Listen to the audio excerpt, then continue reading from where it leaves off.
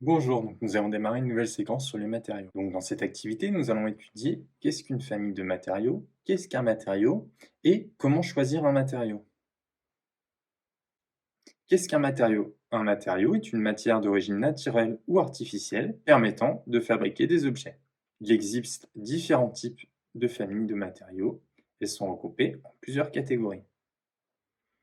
Comment sont regroupées les familles de matériaux? Il existe 4 familles de matériaux. Il y a les céramiques et les minéraux, les métaux, les matériaux organiques et enfin les matériaux composites.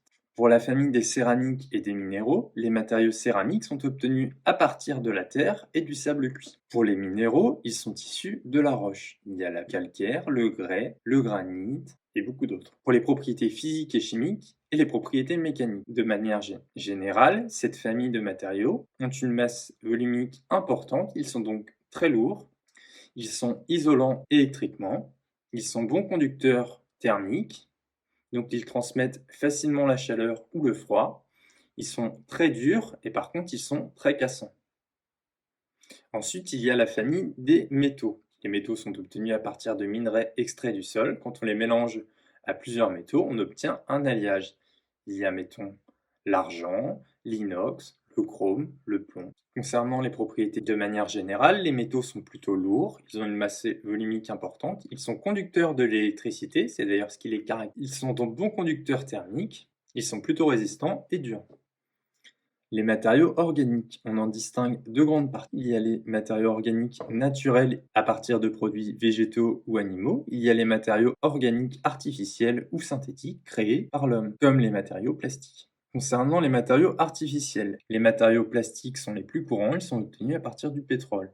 Ils peuvent être présents sous différentes formes. Les propriétés des matériaux plastiques sont qu'ils sont légers, ils ont une faible masse volumique, ils sont de bons isolants électriquement et ils sont relativement élastiques. Ils sont faciles à mettre en forme, ce qui permet de diminuer le coût de fabrication.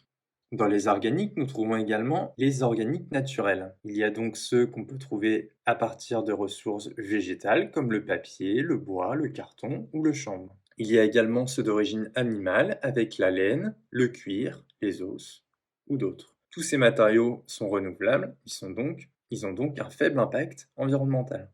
Enfin, il y a les matériaux composites. Le principe d'un matériau composite est qu'il est fabriqué à partir de deux matériaux différents qui n'appartiennent pas à la même famille pour créer un matériau obtenant des performances plus intéressantes. Dans le cadre de la construction, pour les bâtiments, nous ajoutons de la ferraille, donc un métaux à l'intérieur du béton. Ainsi, les propriétés du béton sont accentuées et le béton pourra résister à de plus fortes sollicitations. C'est donc le béton armé.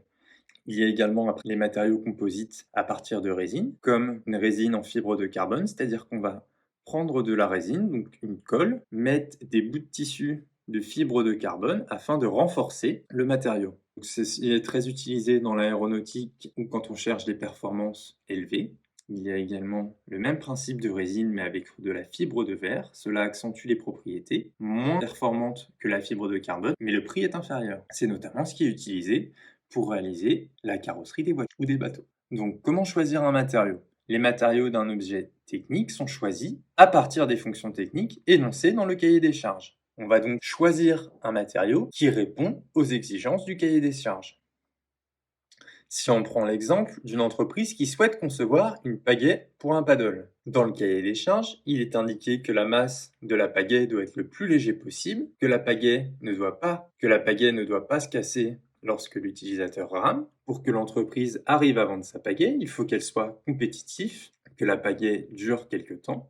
Une fois tous ces critères réunis, l'entreprise va insérer tous les critères dans un logiciel et le logiciel va lui sortir différents matériaux répondant à ces critères. Il y a notamment un plastique qui ressort, un alliage d'aluminium, une pagaie en bambou et une pagaie en fibre de carbone. Après, ce sera des choix de l'entreprise de choisir quelle pagaie il souhaite vendre. S'il souhaite vendre une pagaie performante, alors il s'orientera vers le bambou ou la fibre de carbone. S'il souhaite vendre une pagaie destinée au grand public, il s'orientera plus vers une pagaie en PVC ou en alliage d'aluminium.